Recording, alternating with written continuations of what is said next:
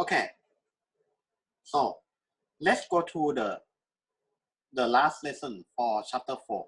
Okay, and in the next video we're going to begin chapter 5. So this one we talk about the exam strategy. Okay, question 3. This question tests about the moment generating function. Okay, suppose that x is a random variable with the MTF of psi t, with mean mu and variance sigma square. Let Ct be the logarithm of psi t.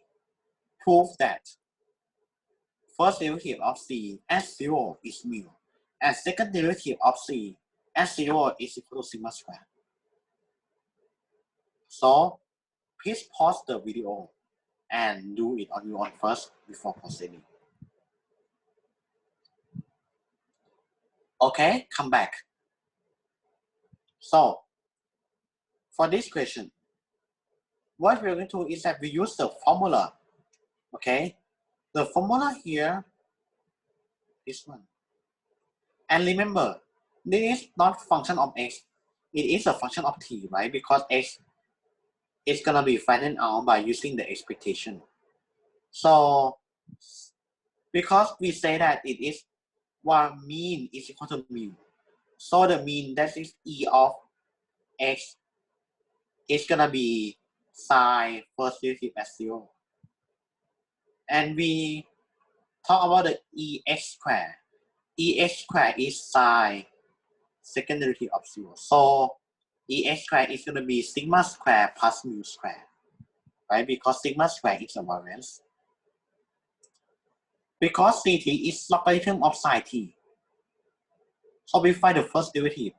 The first derivative C of t is going to be 1 over psi t, psi prime t. And if we substitute 0, so psi 0 is going to be e of 1, right? E of 1 is going to be 1. But psi prime of 0 is the mean, right? So c prime 0 is equal to mu. The second one, c double prime of t, it is what? Minus psi t square plus psi t is taking the derivative of this one, okay? Taking the first derivative of c prime t. And it is 1, right? So substitute to 0. Psi 0, psi prime 0 is mu. It is minus mu square. Psi 0 is 1.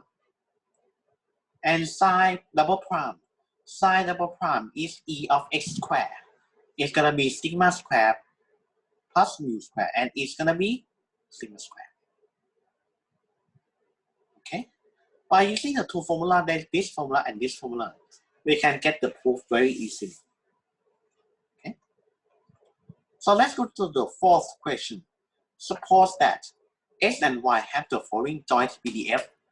Okay, fxy is a xy for 0 less than y less than x less than 1 and 0 otherwise. Suppose that we observe value of x is 0.2. So x is a predictor. So what predicted value of y has the smallest MSE? And what predicted value of y has the smallest MAE? Okay. So please pause the video and do it first before proceeding to watch my solution. Okay, hello, come back. So I think that if you watch seeing the big picture, when you see the smallest MSE, so the first element is x is a predictor. Right? Okay. And if we see that, okay, smaller MSE, what do we think about? The what? The conditional expectation, right? But if we want to think about the smallest MAE, what should we think about? The what? Something similar, right? Because MAE to minimize we have the median, but it is the conditional median. Okay, here's the three terms that we want to think about. when we see this kind of question. Okay. So first, find the conditional expectation. So to find the conditional expectation, we have to find what? It is gonna be, we have to find the conditional PDF. That is f xy divided by g of x. So g of x, but we can substitute g of x with 0.2 and we get 4/125. Okay. So for the expectation, it's straightforward. Okay, it's straightforward. We get y here and then we get 0.123. So remember this number. Okay, remember this number because we are going to use it later. For the median, find the median of y conditional on x equal to 0.2. We need to smallest MAE. So find the C such that the conditional expression is equal to 0.5 because we have the continuous distribution, so we don't have to get messed up with the boundary whatsoever. So we get this 50 C squared over 2 is 0.5. So C is equal to what? 0.1414. Mean what? Mean we get equal to 0.13, right? Next what? It's gonna be skew, right? It's gonna be skew to something like this.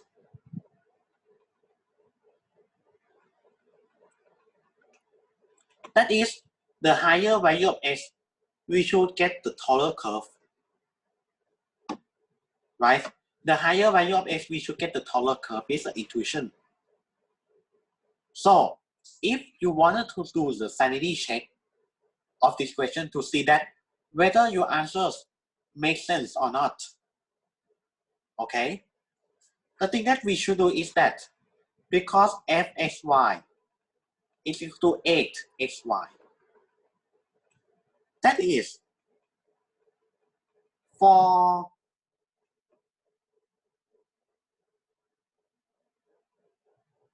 let's say for any given x, right, 0 less than y less than x less than y, I guess, right?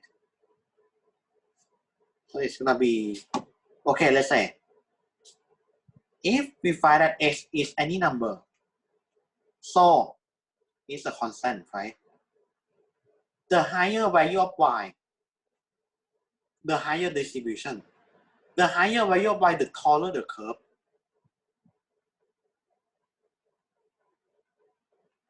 And this, from the picture of the PDF, we flatten out to something like this. And this is consistent because higher the y value, the taller the curve is, right? And this is consistent with the mean is less than median. Technically, we can say that it is negatively skewed.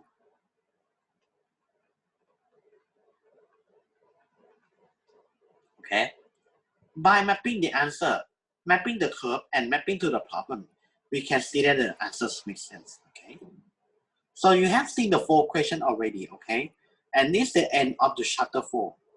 And in the next chapter, okay, chapter 5, we are going to talk about the practical aspects. So have fun and see you next time.